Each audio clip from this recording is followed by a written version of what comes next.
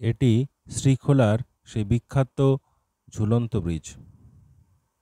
রিম্বিক পার করে মোটামুটি 7 থেকে 8 কিলোমিটার দূরে রয়েছে এই শ্রীখোলা গ্রাম। এই শ্রীখোলা গ্রামে পৌঁছাতে গেলে আপনাকে পার হতে হবে এই শ্রীখোলা ব্রিজ। এখানে ঝুলন্ত ব্রিজ একটা আছে এবং আমরা এখানে দেখতে পাচ্ছি একটি নতুন ব্রিজের কনস্ট্রাকশন চলছে এবং আশা করা যায় 3 থেকে 4 মাসের মধ্যে এই কনস্ট্রাকশনটি সম্পূর্ণ হবে এবং এই রাস্তা বরাবর গাড়ি চলাচল শুরু হবে। এখন যে ঝুলন্ত ব্রিজ রয়েছে এটা দিয়ে গাড়ি চলাচল করে না, শুধুমাত্র হেঁটে এপার ওপার যাওয়া যায়। এই ব্রিজ পার করলেই আমরা এখানে কয়েকটি হোমস্টে দেখতে পাবো এবং এখানে থাকার ব্যবস্থা আছে। বহুদিন থেকেই এই রাস্তাটি সান্দাকফু যাওয়ার ট্রেকাররা ব্যবহার করে থাকেন। এই স্থানটি পাহাড়ের একেবারে পাদদেশে অবস্থিত, চারিদিকে পাহাড়ে ঘেরা এবং এটা একটি নিচু অঞ্চল এবং এখান দিয়েই বয়ে গেছে শ্রীখোলা নদী। কিছু কিছু হোমস্টে থেকে এভাবেই ব্যালকনিতে দাঁড়িয়ে আমরা নদীকে উপভোগ করতে পারবো এবং তার যে শব্দ আমরা কানে পরিষ্কার শুনতে পাবো।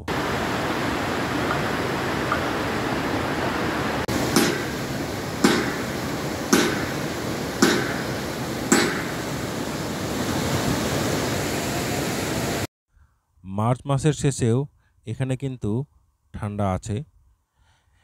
এই অঞ্চলটির উচ্চতা প্রায় ৬৯০০ ফুটের মতো। এখানে যানবাহনের ব্যবস্থা খুব একটা ভালো নেই। এখানে 2টি শেয়ারের গাড়ি চলে। এখান থেকে শিলিগুড়ির ভাড়া পড়বে প্রায় ৭০০ টাকা পার হেড। শিলিগুড়ি থেকে মানেভঞ্জ আর মানেভঞ্জ থেকে ধোত্রে হয়ে রিম্বিক এই পর্যন্ত রাস্তা ভালো, কিন্তু রিম্বিক থেকে শ্রীখোলা পর্যন্ত রাস্তা ভালো নয়। পাহাড়ি নদী যাদের ভালো লাগে এটি তাদের জন্য আদর্শ জায়গা। আমরা হাঁটতে হাঁটতে চলে এসেছি পাহাড়ের একদম উপরে এবং এই উপর থেকে এই শ্রীখোলা ব্রিজকে এরকমই ছোট্ট দেখায়।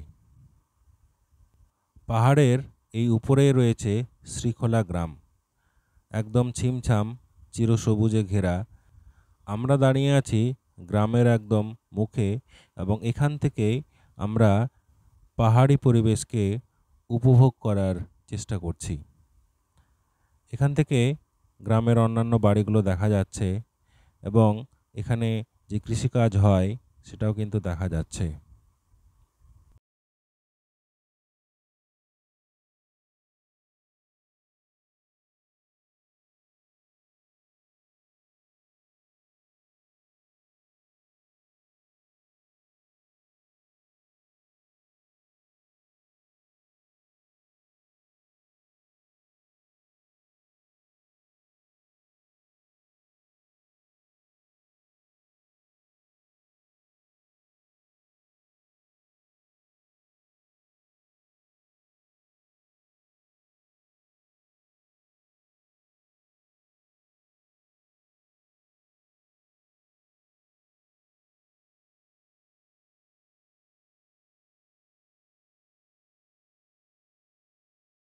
আমরা এখানে একটি পাহাড়ি বাড়ি দেখতে পাচ্ছি এবং দেখতে পাচ্ছি বাড়িটির সামনে অনেক রকম ফুল দিয়ে সুসজ্জিত করা আছে।